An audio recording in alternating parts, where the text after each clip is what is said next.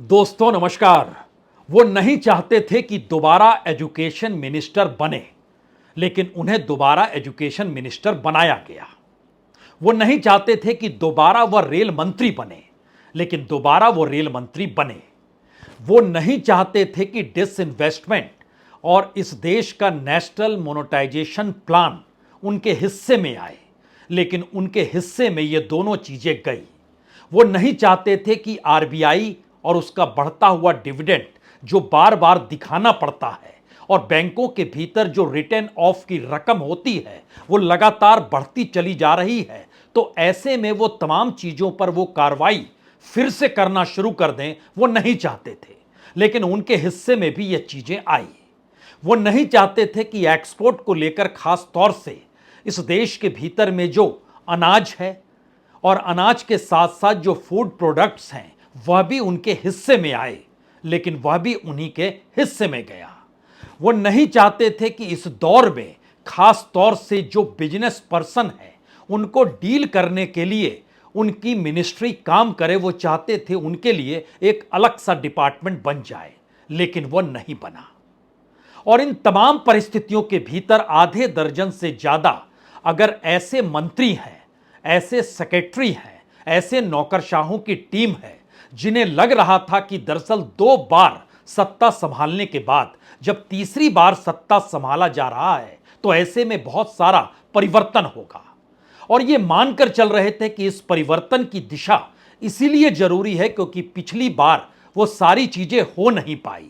1-2 नहीं, बल्कि इस देश के सार्वजनिक उपक्रम लगभग 3 दर्जन 32 सार्वजनिक उपक्रम उस लाइन में खड़े हैं जहां पर डिसइन्वेस्टमेंट उनका होना है वो तय हो चुका है।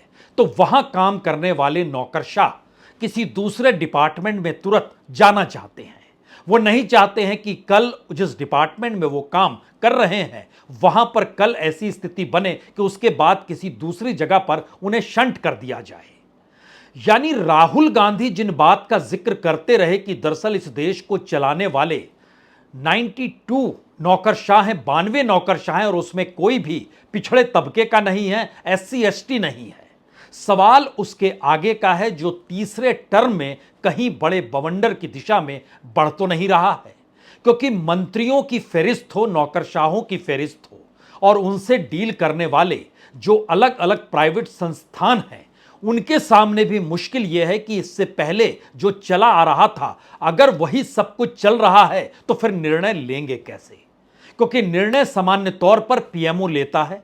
वहां पर बैठे हुए जॉइंट सेक्रेटरी जिस दिशा में फाइल तैयार करते हैं वही फाइल पीएमओ के पास जाती है, और उसी परिस्थिति को अगर आप परखना शुरू करें इस दौर में, खास तौर से चुनाव परिणाम आने के बाद, मंत्रिमंडल बंटने के बाद, मंत्रियों द्वारा पद ग्रहण करने के बाद, और उसके बाद इस देश के भीतर में रेल दुर्घटना हुई। लेकिन क्या आपको पता है रेल मंत्रालय क्या काम और उसके अधिकारी इस दौर में कौन सा काम कर रहे हैं? जो एजुकेशन फील्ड में नीट को लेकर हुआ है और जो हंगामा समूचे देश में है, क्या आपको जानकारी है कि उससे जुड़े हुए तमाम नौकरशाहों को कौन सी जिम्मेदारी इस दौर में दी गई है? वो अभी भी न्यू एजुकेशन पॉलिसी को सफल बनाने के लिए और उसके मातहत इस देश में कैसी ट्रेनिंग होनी चाहिए इसी पर काम कर रहे हैं। कल भी उसको लेकर बैठक हुई है। यानी इस देश के भीतर की प्राथमिकता जो मौजूदा सरकार और उसकी अगुवाई करते हुए प्रधानमंत्री मोदी हैं, वह जिन नीतियों पर चल रहे हैं उन नीतियों से दाएं बाएं कोई भी नौकरशाह देख नहीं सकता है और मंत्री कहीं कोई बड़ा निर्णय ले नहीं सकता है। यानी क्या ऐसी सिचुएशन आ चुकी है जहां पर एक संकट डिजास्टर का है? अब यह सवाल इसलिए बड़ा है क्योंकि अलग अलग मंत्रालयों के भीतर और खास तौर से वित्त मंत्रालय का जिक्र करने की भी यहां जरूरत है, जो तैयारी कर रहा है कि किस तरीके का बजट इस बार होना चाहिए। उसे नहीं पता है कि प्रधानमंत्री मोदी चुनाव के बाद भी जनता का हित साधना चाहते हैं या नहीं चाहते हैं। उन्हें अभी भी यह पता नहीं है कि कॉरपोरेट को राहत और रियायत दी जाएगी या नहीं दी जाएगी। उन्हें नहीं पता है कि इस दौर में टैक्स पेयर को लेकर राहत रियायत की स्थिति में क्या वाकई ये बजट आ पाएगा या नहीं आ पाएगा। एक लोक लुभावनी बजट की शुरुआत होनी चाहिए या एक कड़े बजट के साथ शुरुआत होनी चाहिए, या इन दोनों से इतर 2047 में भारत को विकसित राष्ट्र बनाने की दिशा में तैयार हो रहा भाषण जो वित्त मंत्रालय के भीतर बैठे हुए नौकरशाह और इस देश में भाषण लिखने वाले कुछ प्रेस इंफॉर्मेशन ब्यूरो से जुड़े अधिकारी जो तैयारी कर रहे हैं, क्या इसी दिशा में कर रहे हैं कि अभी भी जो बोला जाता है उसी का महत्व है? शायद यह स्थिति इससे पहले कभी नहीं रही होगी, क्योंकि इससे पहले बहुमत की सरकार थी, इस बार अल्पमत की सरकार है। और अल्पमत की सरकार में कौन सा निर्णय कब हो जाए और कौन सी परिस्थिति सामने आकर खड़ी हो जाए, इससे सबसे ज्यादा घबराहट इस देश के नौकरशाहों में है। वही नौकरशाह जो रायसीना हिल्स के साउथ और नॉर्थ ब्लॉक जो दोनों तरफ है वहां पर बैठे हुए हैं, जो कृषि भवन में बैठे हुए हैं, जो सेंट्रल सेक्रेटरीट में बैठे हुए हैं। इसीलिए ध्यान दीजिए, जो प्रधानमंत्री ने पहली बार पीएमओ में जाकर हस्ताक्षर की और तीसरी बार पद संभाला, तो सबसे पहला संबोधन उन्होंने नौकरशाहों को लेकर किया। यानी पीएमओ में काम करने वाली नौकरशाही को संबोधित करके कहा कि देखिए, आप ही के कंधे पर इस देश का भार है। राजनीतिक तौर पर मत सोचिए, इस देश हित और राष्ट्र हित की दृष्टि से सोचना शुरू कीजिए। तो आइए आज एक एक पन्नों को खोला जाए। उससे पहले हमें लगता है कि आज नीट को लेकर जो हंगामा इस देश के भीतर में हफ्ते भर से लगातार चल रहा है, उस दिशा में कोई समाधान दे पाने की स्थिति में सरकार क्यों नहीं आ रही है, इसको खुले तौर पर आज राहुल गांधी ने रख दिया। There is a huge pressure on our students, and the pressure comes from a number of directions. The first direction is the large scale unemployment that is there in the country. Everybody understands it, everybody knows it, and one of the reasons the government suffered in this election was that all youngsters believe that Mr. Modi is incapable of solving the employment problem. So that's the first thing.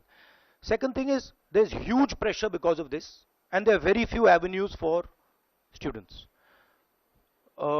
in all areas, right? So you've cut off the job avenue. Now you're cutting off the exam avenue. You're saying, you can take an exam, you can study, you can work as hard as you want. On the last date, we're going to tell you that the exam is cancelled. So, that avenue is also shut. You've shut avenues like Agniveer. You've shut avenues like the public sector. So the youth of India have nowhere to go. It doesn't matter whether you're an IIT graduate, IIT student, or you're trying to join the army. The youngsters in India simply have no way through. And it's not just a educational crisis. It's a crisis in pretty much every sphere that we are facing. Now people are very clear that we are sitting on a disaster, and we've got a government that is crippled, cannot do the job. It's literally walking around on one leg, right? So yes, it's a crisis. It's a profound national crisis. It's an economic crisis. It's an educational crisis. It's an institutional crisis.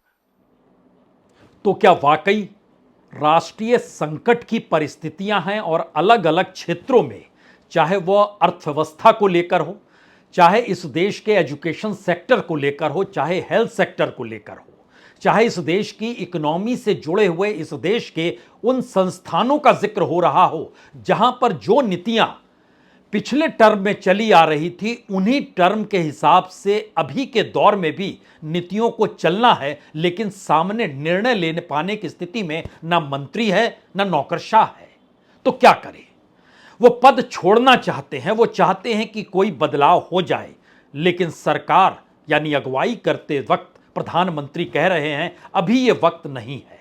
अभी तो सिर्फ ये वक्त है कि दिखाना और बताना है कि हम एक बेहतरीन सरकार अल्पमत में भी कैसे चला सकते हैं, और धीरे धीरे एनडीए के तमाम सहयोगी हमारे मुरीद हो जाएंगे। और शायद इसीलिए आज जब राहुल गांधी उन बातों का जिक्र कर रहे थे, तो महज 20 मिनट के बाद राष्ट्रीय प्रवक्ता सुधांशु सामने आए और सुधांशु त्रिवेदी ने कहा सरकार बहुत संवेदनशील है, उसकी संवेदनशीलता पे आप शक मत कीजिए, लेकिन राजनीतिक तौर पर इस देश में एजुकेशन मिनिस्टर पहले दिन से जिन बातों का जिक्र कर रहे थे और उसके बाद सुप्रीम कोर्ट के सामने जो एनटीए ने कहा, एनटीए के भीतर की जो परिस्थितियां इस दौर में उभर रही है, अलग अलग जगहों पर जांच एजेंसियां जो रिपोर्ट दे रही है, वो ये बताने के लिए काफी है कि दरअसल संवाद सरकार के भीतर इतना टूटा हुआ है कि कोई संपर्क और संबंध मंत्री महोदय और नौकरशाहों के बीच, नौकरशाहों के बीच और जांच एजेंसियों के बीच, जांच एजेंसियों के बीच और सुप्रीम कोर्ट के दिशा निर्देशों के बीच, और सुप्रीम कोर्ट के दिशा निर्देश के बाद एनटीए को संभालने वाले नौकरशाह, कोई तालमेल आपको कहीं पर नजर नहीं आएगा। इसीलिए सुधांशु त्रिवेदी अपनी बात को कैसे रखते हैं, खास तौर से जब समूचे देश के भीतर 23,30,000 बच्चे और उनका परिवार उन मानसिक परिस्थितियों से जूझ रहा है कि आखिर होगा क्या, कोई फैसला लेंगे या नहीं लेंगे। उन सब के बीच अगर सरकार ये कहे, क्या कहे तो सुन लीजिए। हमें इस विषय को लेकर कष्ट हुआ कि नीट परीक्षा के मुद्दे के ऊपर जब सरकार पूरी तरीके से सतर्क है, संवेदनशील है,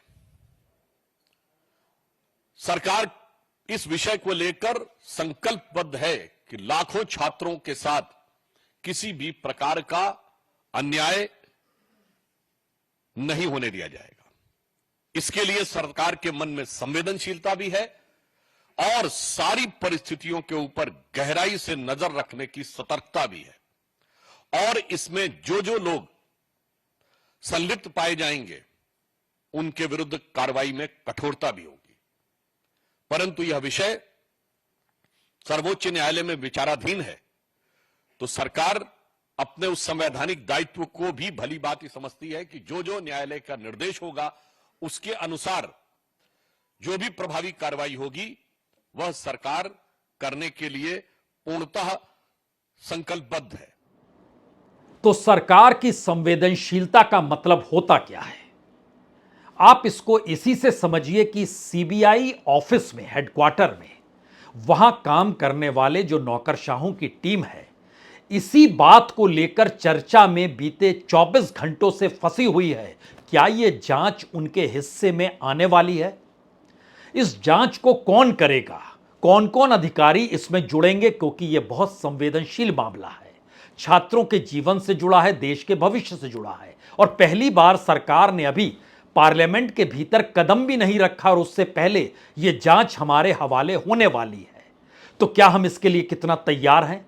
अब आप सोचिए, एक तरफ राजनीतिक तौर पर यह बातें कही जा रही हैं कि जांच होनी चाहिए, और इस दिशा में सीबीआई सक्रिय हो गया कि अब जांच कौन करेगा, कौन सा अधिकारी करेगा। तो तालमेल की परिस्थितियों से पहले उस डर को समझिए जिस डर के आश्रय इस बात का जिक्र हो रहा है कि अब हमें यह कार्रवाई करनी है तो हमको रिजल्ट भी उसी अनुकूल देना होगा जो सरकार के अनुकूल हो।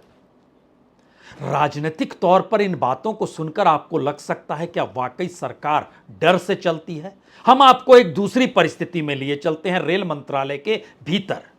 जब पश्चिम बंगाल में रेल दुर्घटना हुई तो उसके बाद अधिकारियों में लगातार यही बहस होने लगी कि जो कवच था, यानी सामने से कोई गाड़ी आ रही है और वो टकराएगी, तो उसको टकराने से पहले जो जानकारी मिल जाती, और इसका जिक्र तो बाकायदा रेल मंत्री ने सार्वजनिक तौर पर किया, डिजिटल तरीके से पत्रकारों को बताया, इस देश को बताया, बाकायदा सोशल फोरम में जाकर जानकारी दी, नेशनल मीडिया में जानकारी दी, और वही फेल हो गया। और उसमें सिर्फ एक व्यक्ति जो ट्रेन चला रहा है या जो गार्ड है, उसकी सुनी अनसुनी बातों के जरिए इतने बड़े एक्सीडेंट को क्या किया जा सकता है? तो टेक्नोलॉजी कहां काम करती है?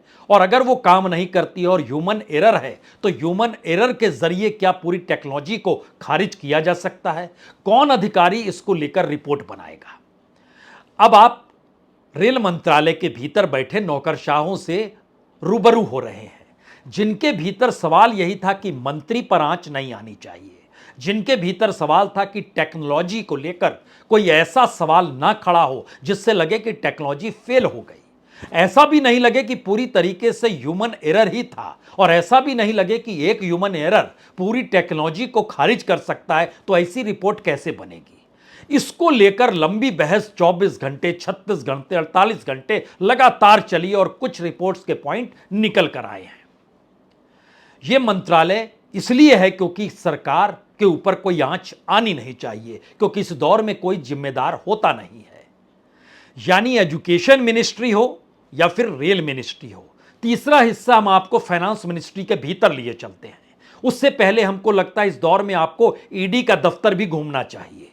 ईडी बहुत खामोश है और ईडी की खामोशी इस दौर में सरकार के सत्ता संभालने के बाद उसकी कौन सी नीतियां किस दिशा में जाएगी और उसके भीतर बैठे हुए अधिकारों का चिंतन मनन, जो अधिकारी हैं वो चिंतन मनन इस दिशा में है कि ये सरकार तो बहुमत में है नहीं, अल्पमत में है।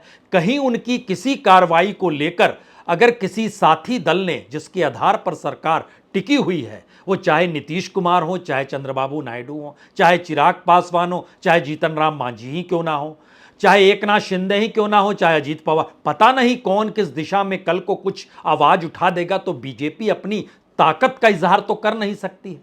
तो ऐसे में वो क्या करेगी? और अगर उससे पहले अब हमें तैयारी करनी है तो हमें पूरी रिपोर्ट बनानी होगी।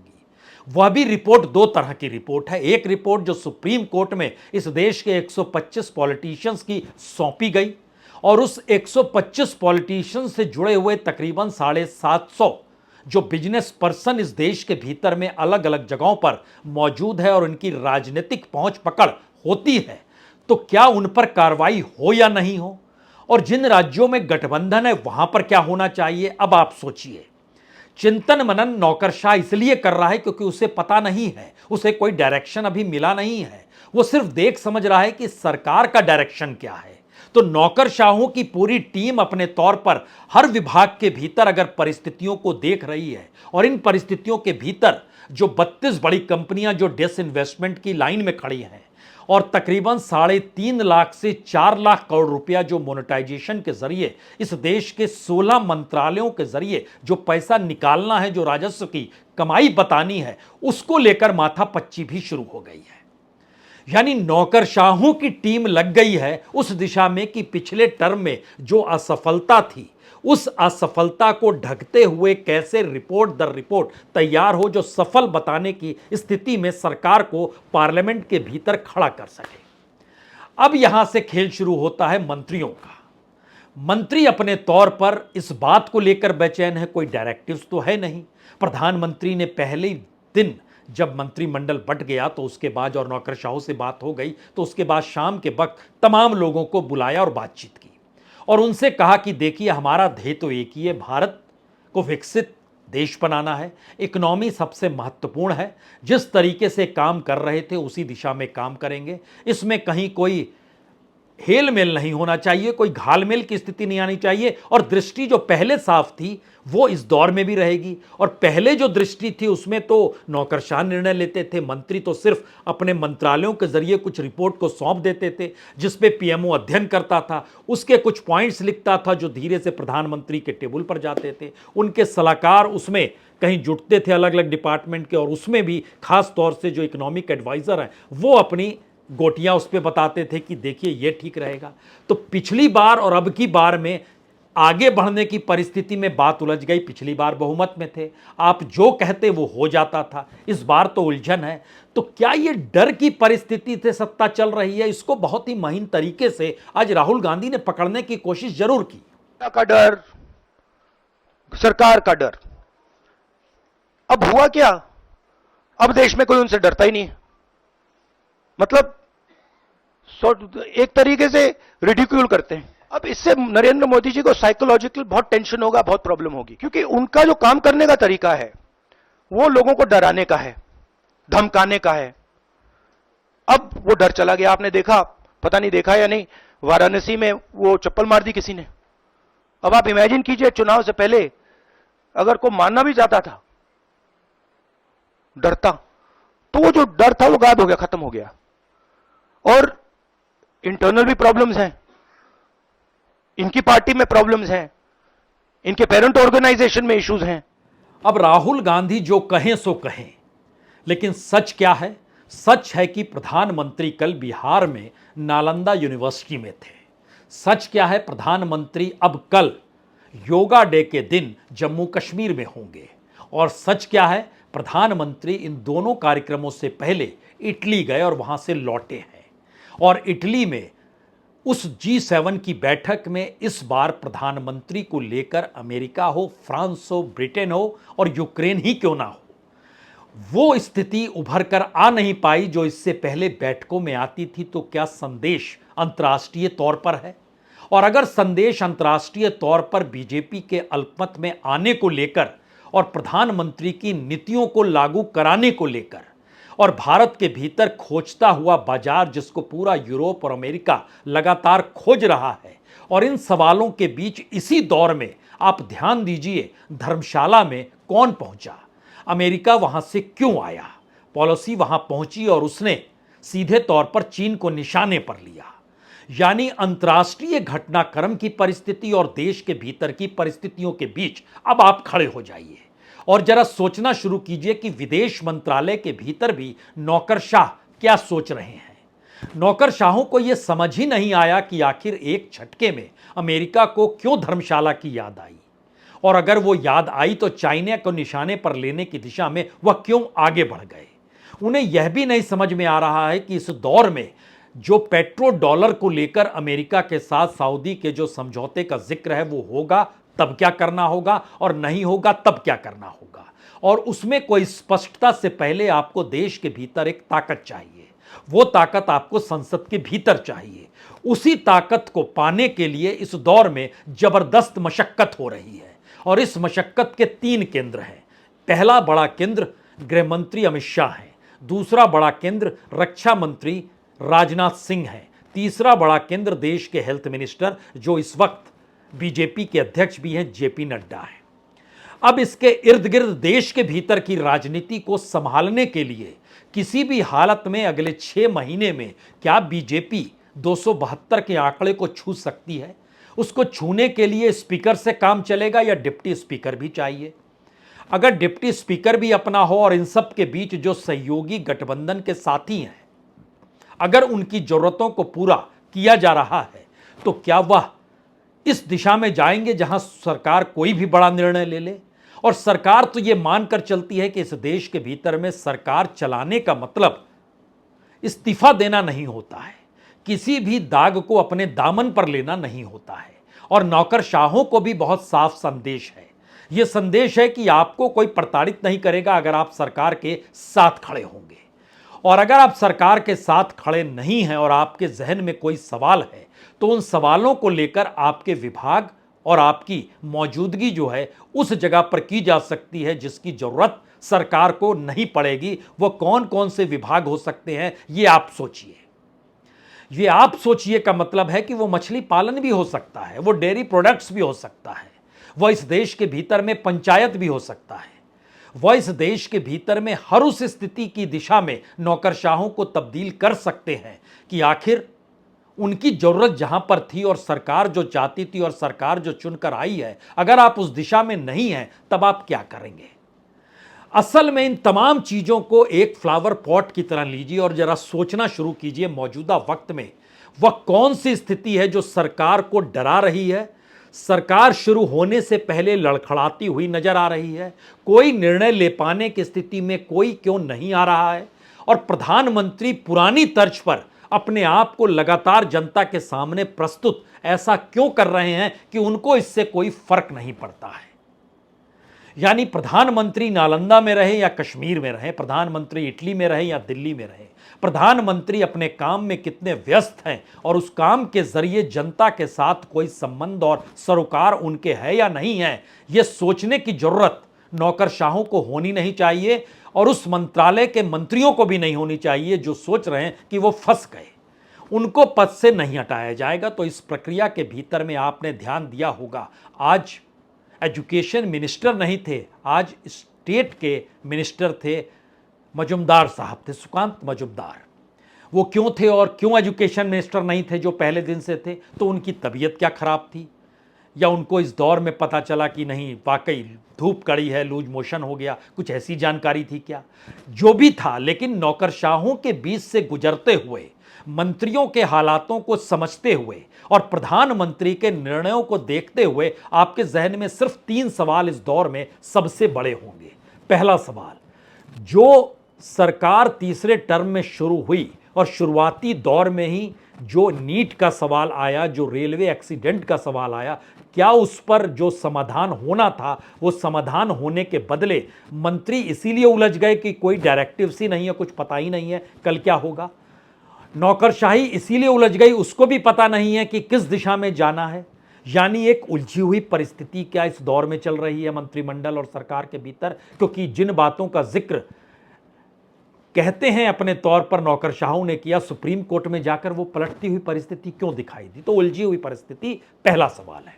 दूसरा सवाल, क्या और भी गलतियां इस दौर में शुरू हो चली हैं जो अलग अलग मंत्रालयों के जरिए अलग अलग तरीके से होगी? क्योंकि बीते 10 बरस में हर मंत्री जान चुका है, वो कितना भी बड़ा कद्दावर हो या कितना भी छोटा रहा हो मंत्री राजनीतिक तौर पर, उसका कद छोटा, वो जान चुका है कि दरअसल पीएमओ के इर्द गिर्द ही सरकार चल रही है और उसमें उसे कोई निर्णय नहीं लेना है।